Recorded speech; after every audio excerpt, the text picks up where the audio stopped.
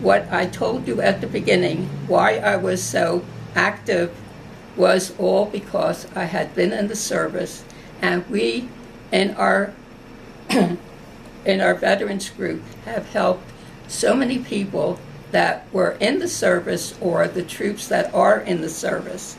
And our Jewish War Veterans 126 post have helped to put a day room in Fort Dix McGuire, which was very much needed. We also had 9 years of helping the troops celebrate Thanksgiving. Buses would come to the Palace of Asia, which is in Cherry Hill on Route 70, and the troops did not know where they were going. And we had all these volunteers standing in the driveway with flags welcoming them. And we gave them Thanksgiving dinner. And we also gave them bags of things that they could use. And this is what we have done for the troops. Now for the veterans, I am in charge of the Vineland Memorial Home, which is a nursing home for 300 veterans or their families. And we go there periodically and give them all kinds of things. We help them by doing things that they have a wish list, so we raise money to buy things that they need. We just recently gave them 2 8-foot grills that they could have barbecues on. We gave them a curtain for their stage.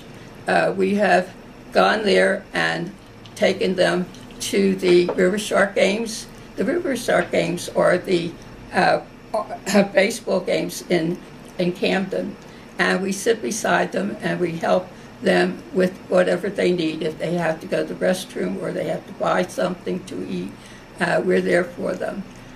We also go to Vineland and have a bingo game periodically, or we have a barbecue. And this brings the people out of their rooms and gives them something to do. Periodically, we buy clothing for them. We usually bought them suits, sweatsuits.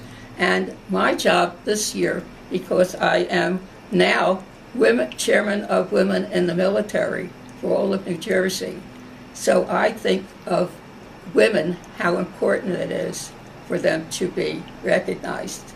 So we are going to give them sweatsuits in different colors and different sizes, so they would look as though they fit, because sometimes they're so big. People also, they ask for all kinds of toiletries. Women, men didn't use toiletries that women use, so we're going to recognize that their needs are important.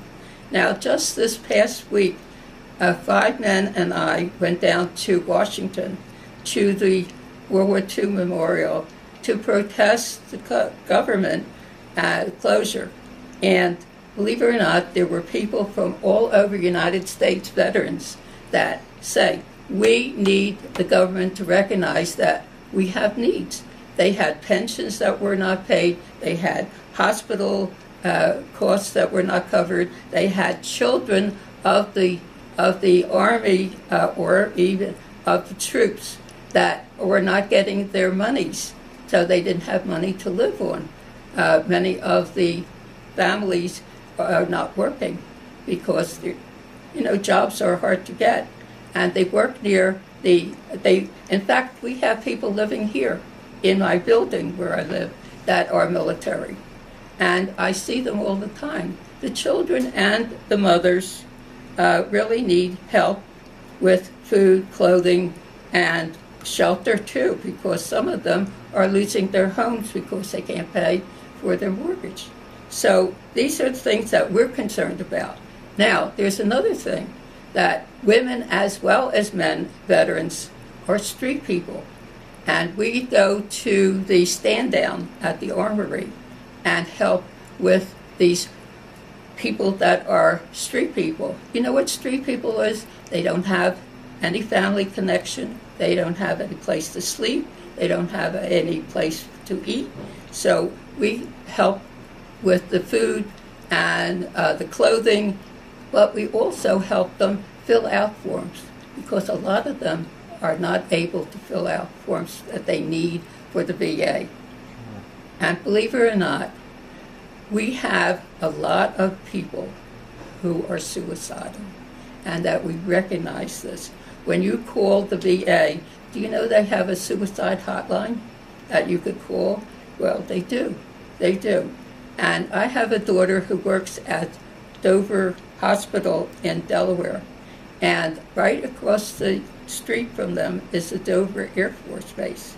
They actually send people over, troops over, that are suicidal, men and women, because women really in the service have their own problems. And I, as chairman of Women in the Military for all of New Jersey, have found that there is a lot of problems that women in the service and women veterans have faced. A lot of it has to do with sexual approaches, and some of them have been raped. And all this is while they were in the service. There have been hush-hush over the years, and recently it has come out that they are doing something about it. I, as chairman of Women in the Military, are trying to bring this to a head and to see that they get help.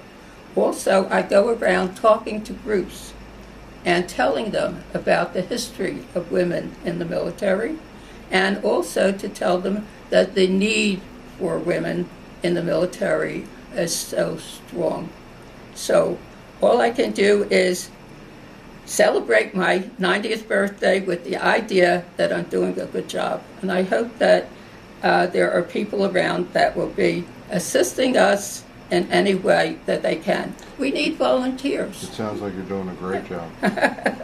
Can I back you up sure. to your warriors a little bit? Yeah. And get a little bit more detail as to what your job was on a day-to-day basis out in Oakland? Okay.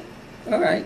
Now, when we get up in the morning, we have all kinds of duties, because we have requisitions of things that they need, and you have to contact the different suppliers of the materials.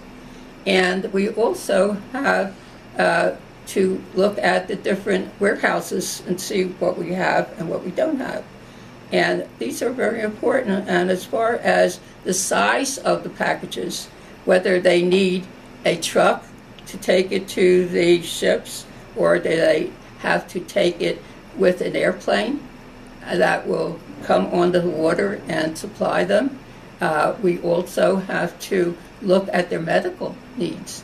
We know that there are people that are on the ships that need certain things, because the doctors have, we even fly doctors out to the ships because of the medical needs.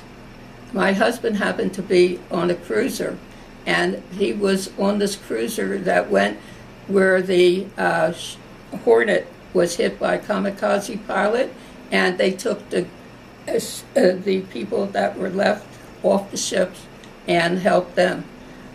One of our veterans in my veterans group actually said, "I can't believe it. My ship was right across the ships from your husband's ship, and we were following his ship all during the war." And I never would realize that how important it was, what they did in all the maneuvers, all the battles that in the Pacific. As I said, my husband was in 3.5 years, and they were in many battles. And also, when the war was over, they went to Japan, and they were actually in Japan at the time when the war was over. And he was on a train, and this Japanese officer stood up and said, "We lost this war, but we'll do what better on the next one." And that quotation stayed in my mind.